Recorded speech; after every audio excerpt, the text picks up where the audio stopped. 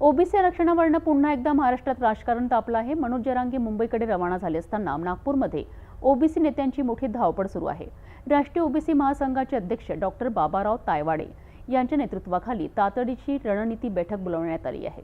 या बैठकीत पुढील रणनीती आखली जात असून आरक्षण बचावासाठी ओबीसी नेत्यांनी ठाम भूमिका घेतली आहे। नागपूर शहरात राष्ट्रीय ओबीसी महासंघाची महत्त्वाची बैठक पार पडली आहे। या बैठकीसाठी राज्यभरातील ओबीसी नेते कार्यकर्ते मोठ्या संख्येने उपस्थित होते। या बैठकीत ओबीसी आरक्षण टिकवण्यासाठी कायदेशीर व राजकीय पातळीवर संघर्ष करण्याचा निर्णय घेण्यात आलाय। जरांगे मुंबईत मोठं आंदोलन करणार असल्याने नागपूरमध्ये ओबीसी नेते सतर्क झाले आहेत।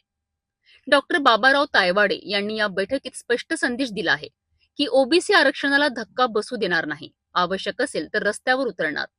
या बैठकीत सर्वांनी एकमुखाने ठरवलंय की कोणतीही निर्णय घेण्यापूर्वी ओबीसी समाजाला विश्वासात घेण्यात यावं।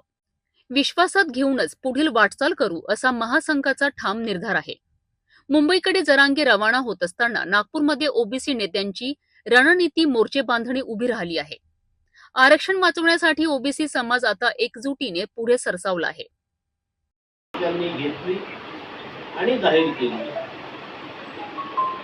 त्या दिवशी या महाराष्ट्रातला संपूर्ण ओबीसी समाज हा झोपेतून जागा झाला, उठला आणि आपल्या हक्काच्या संविधानिक आरक्षणाचं रक्षण करण्यासाठी आता आपण पुढे आलं पाहिजे आणि आपल्या संविधानिक आरक्षणाचं रक्षण। ओबीसी आरक्षणाचा प्रश्न आता निर्णायक टप्प्यावर पोहोचला आहे। मुंबईत जरांगेचं आंदोलन तापणार आहे हे निश्चित दिसत आहे आणि नागपूरमधूनही ओबीसी नेत्यांनी ठाम इशारा दिला आहे।